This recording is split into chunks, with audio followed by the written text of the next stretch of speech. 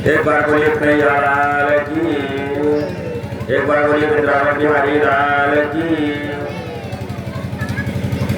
सरस्वती के चरण गए, गणपत शीस झुकाए।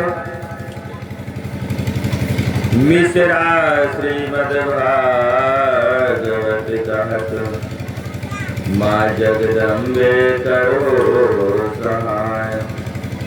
बजरंगी बलवान के चरण कमल उर्धार।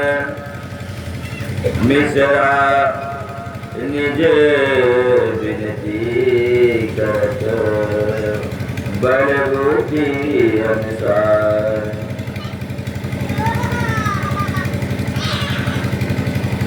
आज श्रीमद् भागवत महापुराण का हम चतुर्थ दिवस में प्रवेश कर रहे हैं।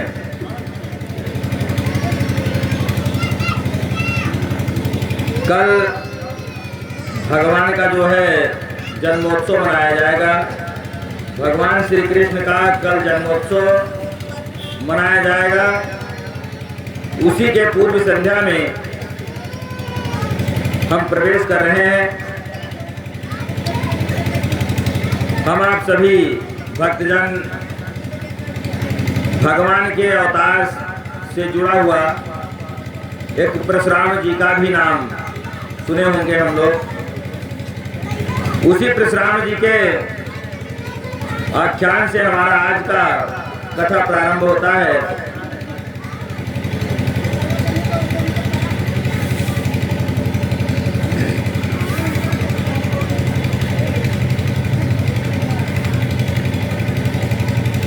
जिसके हाथों से हुए मानी नृपसंगार, यहाँ कहेंगे हम वही श्री परशुराम अवतार।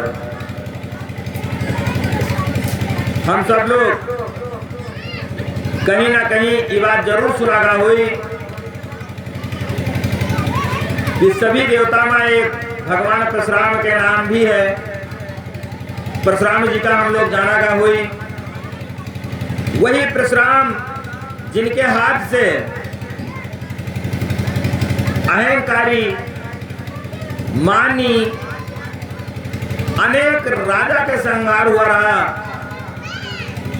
हम उन वही भगवान परशुराम का आज आख्यान आप लोगों के समक्ष प्रस्तुत कर रहे हैं। तो वह ऋषि कुल में होने वाला तेजस्वी अंश ब्रह्म का था। ऋषि जगदम्बिनी के पुत्र के रूप में उत्पन्न हुए भगवान परशुराम। वो एक ब्रह्म के अंश थे, एक पार ब्रह्म परमेश्वर के अंश अवतार थे। वो जमदान पिता कहलाते थे, माता का नाम रेणुका था। उनके पिता का नाम जमदांगनी रहा। हम आप सब याद किया जाए, परशुराम के नाम तो सुना का हुई, लेकिन उनके बाप के नाम जमदांगनी रहा और महतारी के नाम रेणुका रहा। वो योगी थे, बैरागी थे, धनुहे के अधिकारी भी थे। वो योगी रहे, एक बैरागी के रूप में भी रहे, बैराग भी धारण करे रहे। और यहाँ तक कि साधु संत बैराग होते हुए फिर भी वो धनुर्धारी भी थे। शस्त्र अस्त्र सब कुछ ज्ञात था भगवान परशुराम को।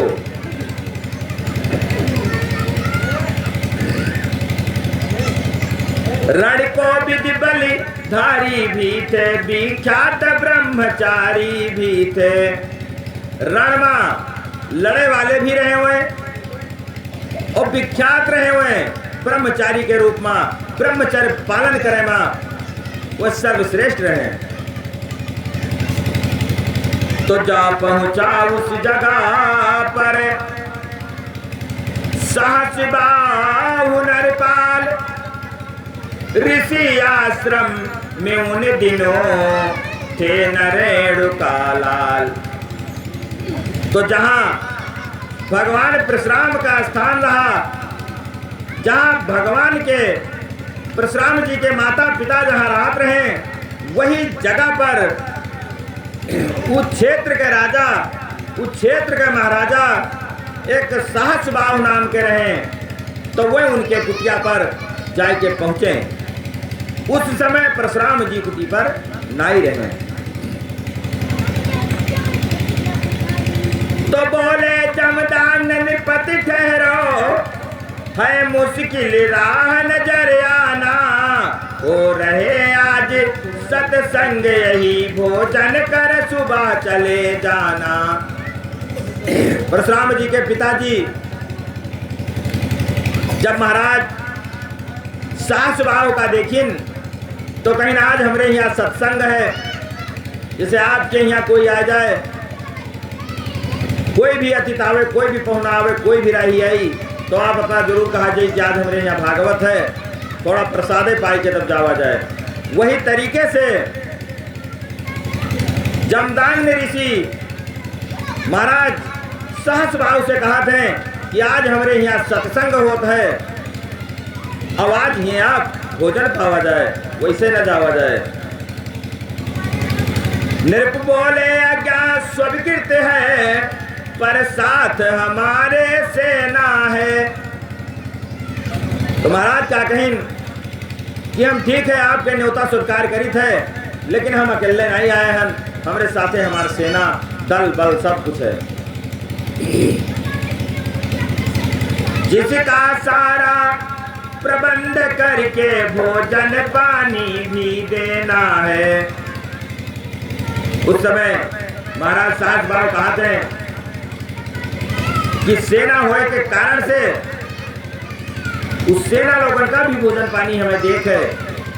यदि यहाँ इसे ठहराता हूँ तो भोजन को रखा क्या है, वो धुन वाली कुटिया है, ये वो सूखा सा दरिया है। सहस बाहु जी कहते हैं कि अगर हम सेना सहित यहाँ आपके रुकित है तो यहाँ धुनी रमाने वाली, अरे साधु संत के पास धुनी के अलावा कहाँ है। तो सहस बाहु जी कहते हैं कि यहाँ धुनी रमाने वाली कुटिया है, थोड़ा बहुत रूखा सूखा पड़ा हुई कुटी में, और इतनी बड़ी विशाल सेना है हमार, उनका भोजन आप न कराए पावा चाहिए। तब ऋषि का कहते हैं परशुराम जी के पिता ऋषि वाले बोले, सत्य है राजन तेरा ध्यान, कंदमूल फल के सिवा नहीं यहाँ सामान। महात्मा जमदाग्नि महाराज सहस बाहु से कहा था कि प्रभु आप, हे महाराज आप जो बात कहा जात है वो सत्य है। हमरे यहाँ कंद फल मूल के अलावा बाकी यहाँ कुछ नहीं है। हम लोग कंद मूल खाए के गुजारा करे वाले हुई, हम तो एक ऋषि हुई, तपस्वी हुई, तो फिर भी इस बूढ़े साधु की करुणा कर आन निभाएंगे। जो लोग यहाँ पर आएंगे वह भूखे कभी न जाएंगे। फिर भी अगर हमरे यहाँ कोई आवत है तो हम अपन आन जौन है जरूर निभेबे, हम अपन वचन जरूर निभेबे, हम भूखा यहाँ से कोई का जाए के न देवे। ये बात महाराज से कहीं तो जो होगा देखा जाएगा, तू तो सेना को ठहरा दे, स्नान और संध्या करके कुटिया के आगे बिठला दे। ऋषि कहते हैं कि जौन हुई तो देखा जाए। आप हमारे यहाँ अतिथि बन के आए हो, समझ लो भगवान बन के आए हो, एक तो आप राजा हो और सबसे बड़ी बात है हमारे यहाँ के अतिथि हो, पहुना हो, तो हम आपका भूखे न जाए देवे। जौन हो तो देखा जाए सेना का ले जाओ और नहवाओ धोवाओ स्नान कराओ, उसके बाद में हमारे कुटी के आगे बैठाई दो। तो सहस बाहु नरपत हुआ ऋषिपति का मेहमान, कामधेनु ने कर दिया सब स्वागत सामान। जमदांगनी ऋषि के पास एक कामधेनु गाय रही।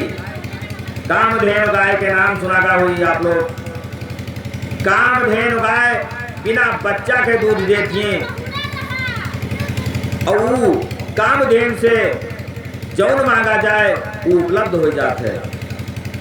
तो कामधेनु गाय जमदांगनी ऋषि के पास रही, जाए के विनती करी कामधेनु से कि हे मैया, आज हमारे यहाँ अतिथि आए हैं, पहुना आए हैं, वो बनवासी ना होए जो कंद मूल फल खाए के हमारे यहाँ मेहमानी करी है। उनके लिए हमें व्यंजन चाहिए, उनके लिए हमें पकवान चाहिए। कामधेनु विनती स्वीकार करके और सारा सामान का प्रबंध कर देंगे। उस कामधेनु की महिमा पर राजा का मन ललचाने लगा, जैसे तैसे भोजन करके ऋषवर से बात बनाने लगा। जैसे कौनो मेहमान का घरे रोक लिया जाए लेकिन ऊपर मन बापी होए, तो जब वो खाई तो चगर बगर जरूर तुहरे हर देखी कि डेहरिया कलवा खुला है कि नहीं खुला है, इनके झरोखा क्या हर है, सेंध कहाँ से लगावा जाए। तो उसी प्रकार लालची राजा जब ये देखिस कि ये कामधेनु गाय तो सब कुछ प्रबंध कर सकत है, तो उसके मन में पाप आएगा। इसलिए वहां से निकले के कोशिश करिस, कौनों में जपे तपे खाए की जल्दी से।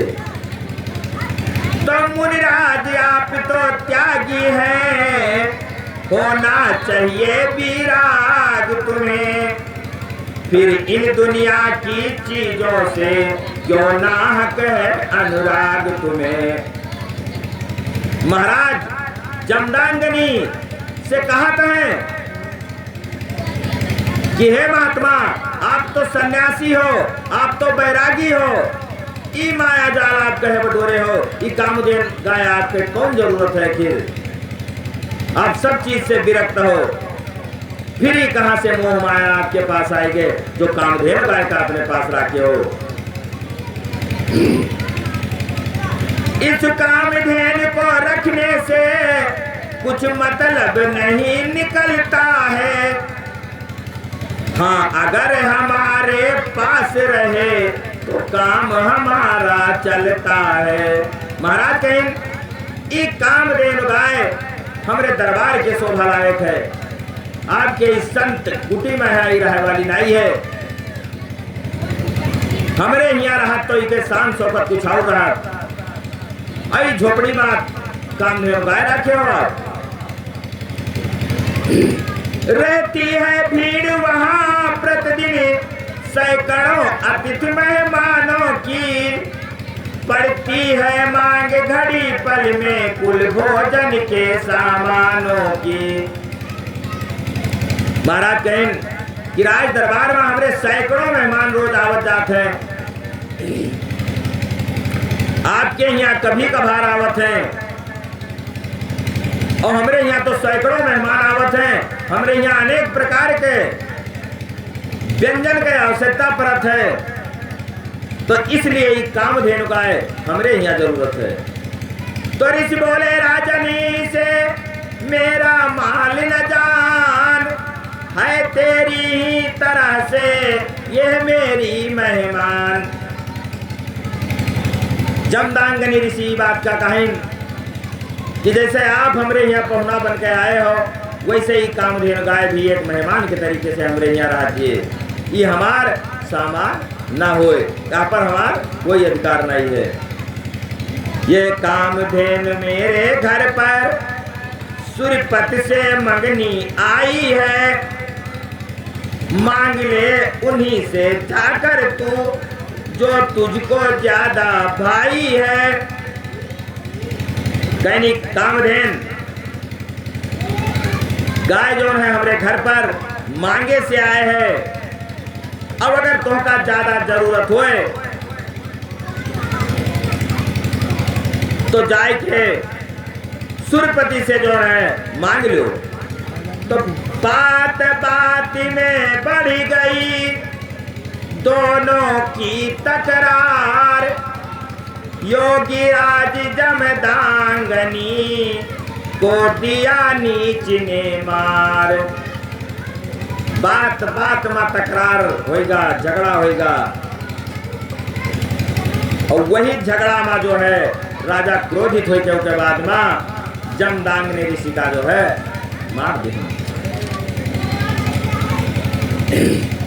तो विवश बिचारी रेणुका हाहार उठी पुकार, ऋषिकेश से कुमार भी बैठे रहे छकुमार। अब औरत जाते बोला जमदांग ने ऋषि के पत्नी परशुराम के महतारी रेणुका जी अब क्या करें, खाली हाय हाय करें, उसके अलावा कोई उपाय नहीं रहा। बाकी जो उनके कुमार रहे वह लोग भी वैसे बैठे रह गए।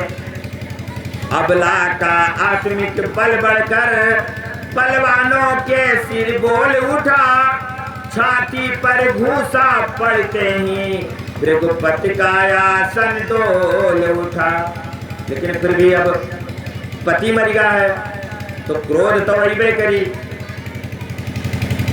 तो इतने जोर से घूसा मारी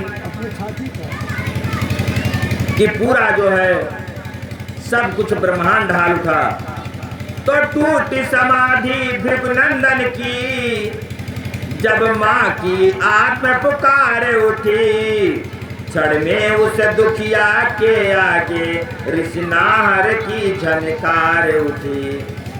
तो उस समय जब महतारी की पीड़ा दर्द परशुराम जी के पास पहुंचा, वो आवाज पहुंचा, एक महतारी के ममता पहुंची,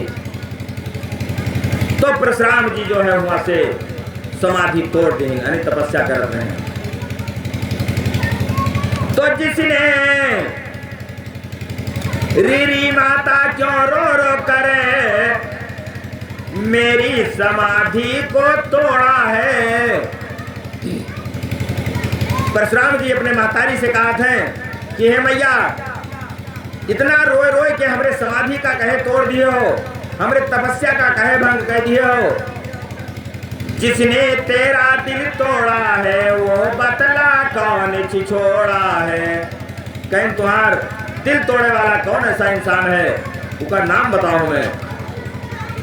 माता की सेवाएं तज कर जिसके दिल में तप की बू हो, मैं कहता हूँ उस पापी के जप तप व्रत संयम पर थू हो। यदि सच्चे ब्रह्म ज्ञानी हो तो माता का उपकार करो, अपना उद्धार चाहते हो तो माता का उद्धार करो। कोई भी संतान का यही चाहिए कि अपना अगर सुखी हुआ चाहत है तो माता का अपने कभी जो है दुख न देख चाहिए। तो कहा रेणुका देवी ने रो रो कर सब हाल, लाल नयन कर लाल भटे बोला धनुष समाल।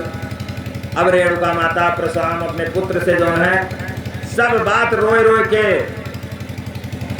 कहीं महाराज सास भाव जब से आए और का भवा पूरी कहानी जो है अपने पुत्र परशुराम से बताए देंगे। बस बात ज्यादा बात न करे, जब बात लौट कर ही होगी, या पृथ्वी पर क्षत्रिय होंगे या विप्रों की पृथ्वी होगी। परशुराम जी क्रोधित हो गए, हाथ में धनुष बाण खड़ग उठाए लेन और कहें अब ज्यादा बात ना करो। अब बात जब हुई जब पृथ्वी पर हिस्से पूरे क्षत्रिय के हम विनाश कर देवे।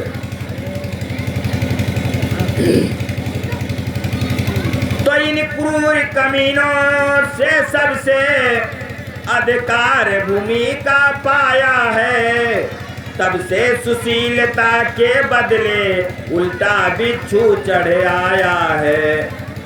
हम खूब जानते हैं जैसा उपकार विश्व का करते हैं, ये पापी पालन के बदले संहार विश्व का करते हैं। परशुराम जी बात का कहें, ये क्षत्रिय लोगन का जितना हम लोग अपन रखवार मानित है वत्ते अत्याचार करते हैं हमरे लोगों पर। जत्ते हम इनका पालन करता मानित है वत्ते भक्षण करता होते हैं, शासक होते हैं। अगर इनके सेवा न कर पाओ तो ये उल्टा डंक मारत हैं। पर भला हुआ इन दुष्टों ने जो मुझसे पाला जोड़ा है। क्यों माता जी कईस बार तुमने माथे को फोड़ा है। मातारी हुआ जब रोइन तो 21 बार माथा पटक पटक के रोइन नहा, तो वही 21 बार भगवान परशुराम गिने। कहने भैया बहुत बड़ी बात है, कम से कम इनके विनाश के घड़ी आवा है जो आज परशुराम से आए के पाला पड़ा है इनके। और जो 21 बार तुम माथा पटके हो तो ताकत है। बस इसी चोट के बदले मैं खूनी दरिया भर डालूंगा। 21 बार इस पृथ्वी को क्षत्रिय विहीन कर डालूंगा। परशुराम जी कहें कि अब यही से खून के दरिया हम भर देवे और 21 बार पृथ्वी का हम पृथ्वी पर कोई क्षत्रिय न रह देवे। यो कहकर गमनित हुए वीर रेणुकालाल सास बाहु के सामने पहुंचा काले कराल। अतरा कहके परशुराम जी चल दी अपने गंतव्य के तरफ, अपने उद्देश्य के तरफ। अभी समझ लिया जाए कि साहस बाहु के एक काल के रूप में आएंगे। तो उस परशुराम के फरसे से सारी सेना संघार हुई, हुंकार हुई, ललकार हुई, फिर जमकर मारा मार हुई। फरसा उठ गया परशुराम जी के। सारी सेना उनके क्रोध के आगे कोई भी सामना नहीं कर सका। सारी सेना जो है संघार दी, सब कुछ खत्म कर दी।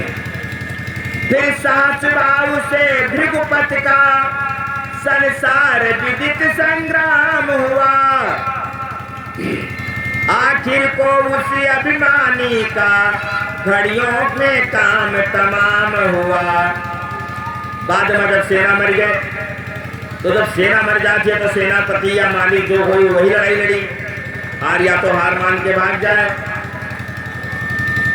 तो उस समय महाराज साहस बाबा स्वयं लड़े आए परशुराम जी से। कुछ दिन तक भीषण लड़ाई हुए, लास्ट में जो है वह का काम तमाम कर दिए।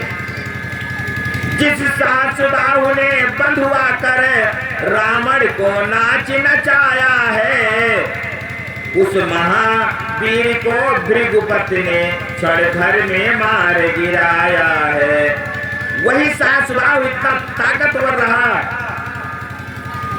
कि रावण का जो है एक बार बांध के और नाच के तरीके से नचाए दी रहा, उनका इतना ताकतवर रहा।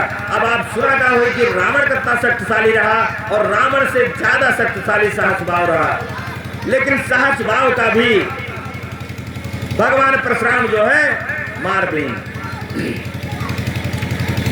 तो कुछ वही नहीं जितने क्षत्रिय इस भूतल पर अभिमानी थे,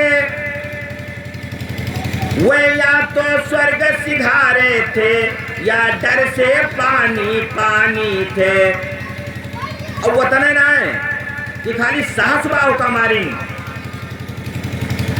जितने पृथ्वी पर क्षत्रिय रहे उमा में से जो डरपोक रहा ते भगवान परशुराम के माला जो पहला उबच गया। और जे हल्का फुल्का तनी क्षत्रियपन के अंदर रहा उके संहार कर दिए।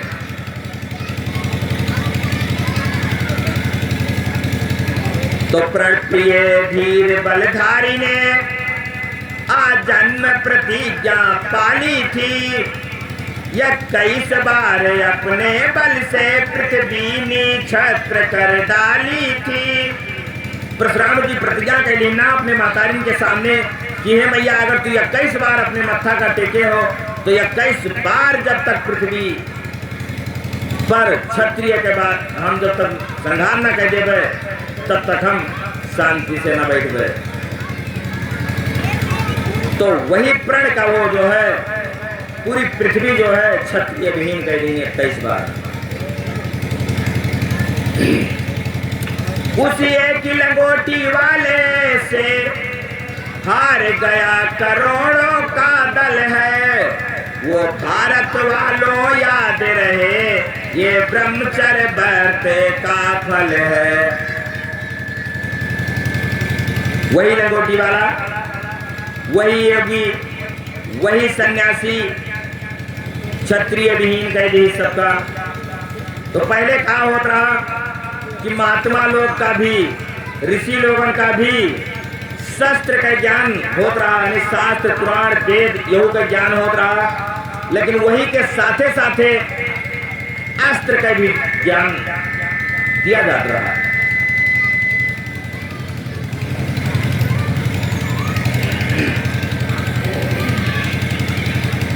इससे भी पहले हुई एक अनोखी बात, माता पिता की भक्ति में थे भृगुपत विचार।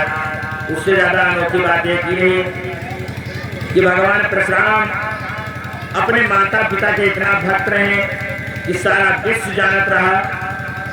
गई रोड का एक दिन जब भरने को नीर रुकी रही कुछ देर तक उसी नदी के तीर। एक बार क्या हुआ कि परशुराम जी की मातारी मैया रेणुका गंगा के तट पर पानी ले गई तो कुछ देर तक वह रुक गई।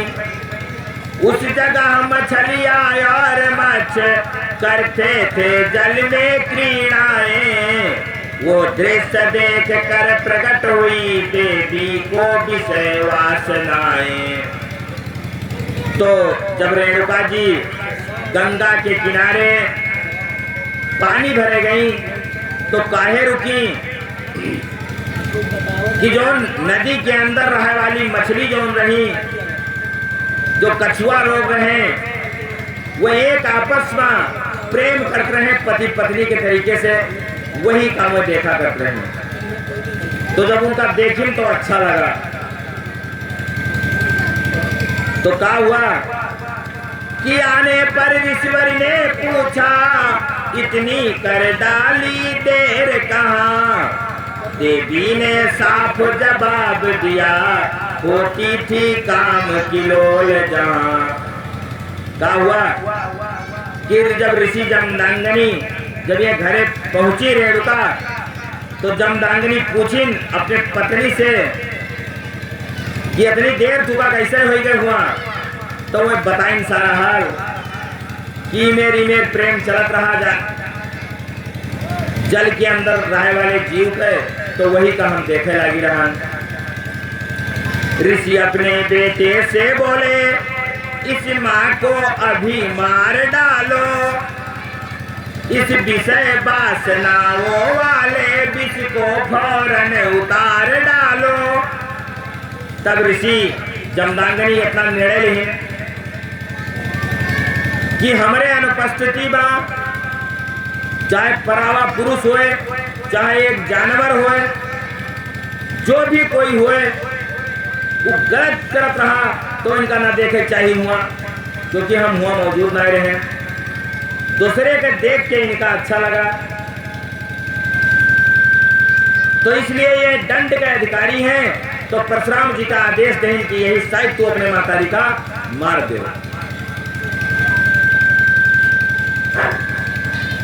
तो बाप का हुक्म माँ की ममता दोनों ने वो भूचाल किया, जिसके कारण कुछ कह सुनकर सबने वो कहना टाल दिया।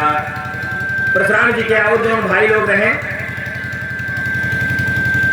तो वे लोग कहें कि भाई हम अब महतारी को न मार देंगे, लेकिन जो है उसी समय आए वहां कर्मवीर प्रणपाल, उनसे भी जमदांगनी ने अपना किया सवाल। जब परशुराम जी आए तब जमदांगनी उनसे कही कि बाकी लड़कियों से कहा कि अपने महतारी मार दो, वो नहीं मारी। तो हे परशुराम तोहरे पर बहुत भरोसा है, आखिरी तुही हो, तुमसे कही थे कि महतारी तुम्हारी खराब हो गई है, इनका सजा दो, इनका मार दो। उस भक्त कर्तव्य परायण ने अब देखा और न तब देखा, उस वहां पति की बल धरने केवल अपना कर्तव्य देखा। अब हुआ परशुराम जी न यहाँ देखिन न वहां देखिन, न ई सोचिन न वो सोचिन, वे खाली अपने बाप के आदेश के पालन करे जाने। खिगियाते हुए बंधु देखे अथवा नस शक्ति माँ देखी, उनकी आत्माओं से पूछो शांति की राह कहाँ देखी। महतारी वो चिल्लात रही कि न मारो, बच्चे में रोवत रहे कि अम्मक न मारो, लेकिन परशुराम जी कोई ध्यान नहीं दिए। तत्काल बिना कुछ कहे सुने फरसे की सीधी धार हुई, यानी बेटे के हाथों से बूढ़ी माता संहार हुई। अब ना आओ देखिन न ताओ, तुरंत जो है अपने फरसा से मातारी के गर्दन काट दी।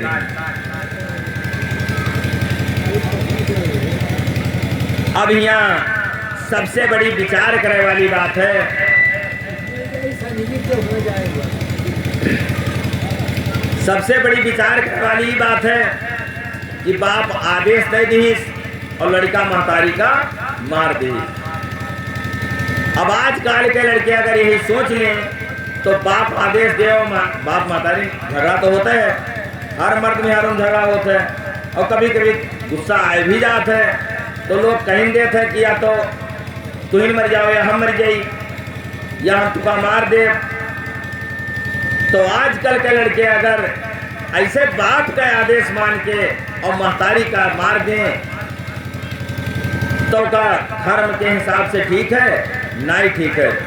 काहे परशुराम जी जो करीना उनका ही पता रहा कि हम मार देवे तके उसके बाद में बाप हमरे जब खुश हुई हैं हमरे तो कहीं बेटा वरदान मांगो, तब हम फिर कह देवे कि महतारी को हमरे जिंदा कह दो, तो वो जिंदा कह दे, क्योंकि उनके मुंह शक्ति रही।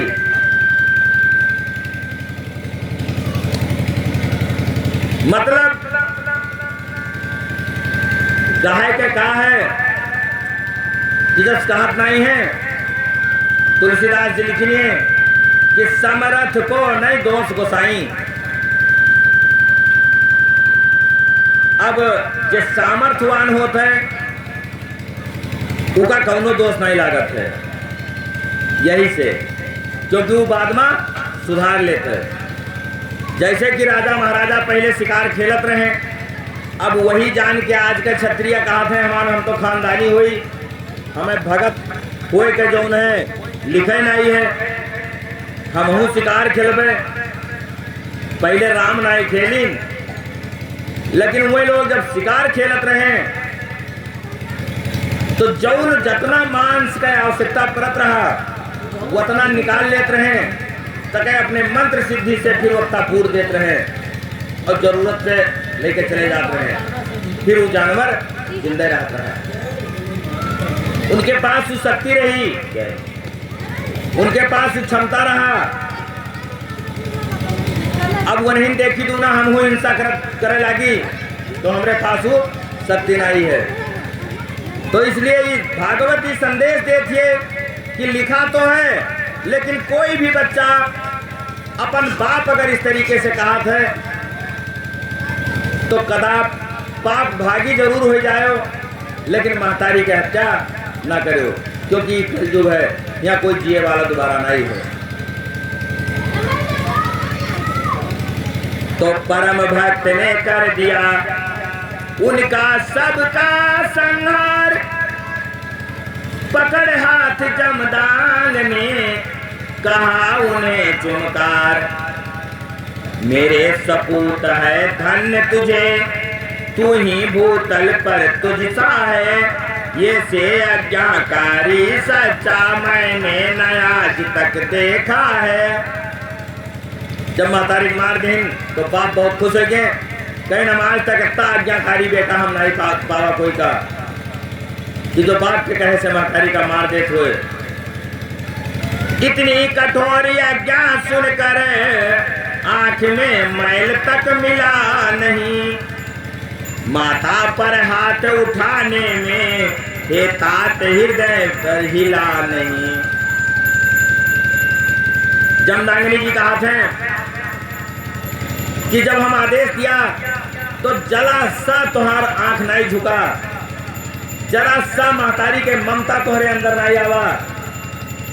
ये मेरे आज्ञाकारी पुत्र जौन है हम आज तक नहीं देखा।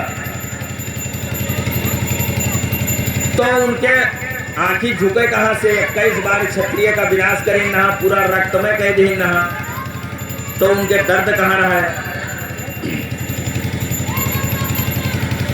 इस अटल प्रीति का भक्ति का बेकार नहीं फल जाएगा। हे तात मांग है वीर मांग, जो मांगेगा वो पाएगा। अब वही जो कहें कि हे बेटा अब जौन मांगे खोए तौन मांग लो, जौन मंगियो तौन हम देख तैयार हैं।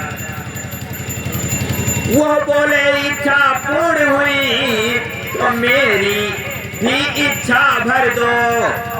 हे सभी बंधुओं माता को हे प्रभु फिर से जीवित कर दो। परशुराम जी कहे अगर तुम्हारा आत्मा शांति हो गवा हो तो अब हम एक चीज ही मांगी थे कि जो हम मातारी का मार दिया है अब इनका फिर से जिंदा कर दो। मुझको हत्या का दाग न हो, भक्ति में तुम्हारी कसर न हो। भाइयों के कोई फर्क न हो, इनको मरने की खबर न हो। कहीं कि हमारे महतारी के हत्या के पाप न लागे, और जब ये लोग जीवित हुए तो इनका ये ना पता चले कि लड़का हमार मारी से। हम यही वरदान तुमसे मांगी थे। ऋषि के आशीर्वाद से उठे सभी तत्काल। हे भारत फिर कर प्रगट पृथ्वी पर वो लाल। एक बार बोलिए परशुराम भगवान की। अब आप लोगों की अनुमति हो तो चाय पी ली थोड़ा।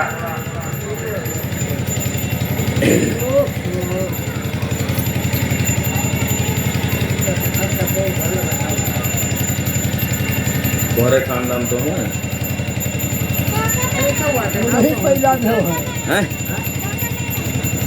जब वो 21 बार चले हैं गर्मी के भय पसीना छूटा है उससे पानी पी जाना खानदान तोहरे हुए।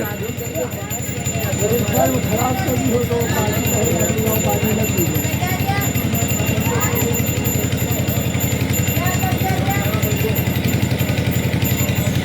बैठो।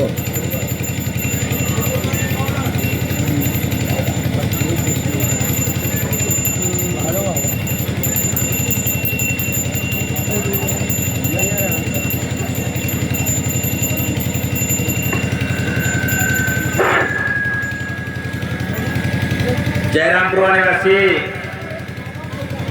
भगवान के परम भक्त नंदू यादव जी की तरफ से भगवान के श्रीमद् भागवत कथा पुराण में 50 रुपया अर्पण हुआ है।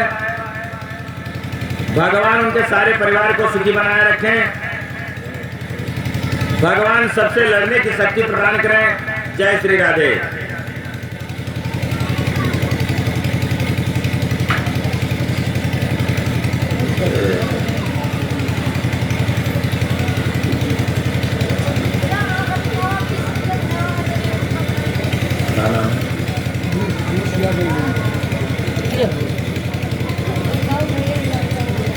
क्या नाम है? हैं? अमित यादव ए हाँ, ये फतावा निवासी अमित कुमार यादव जी की तरफ से 21 रुपया भगवान के इस कथा में अर्पण हुआ है। भगवान उनके सारे परिवार को सुखी बनाए रखें, सुख संपदा प्रदान करें, बल बुद्धि प्रदान करें। जय श्री राधे।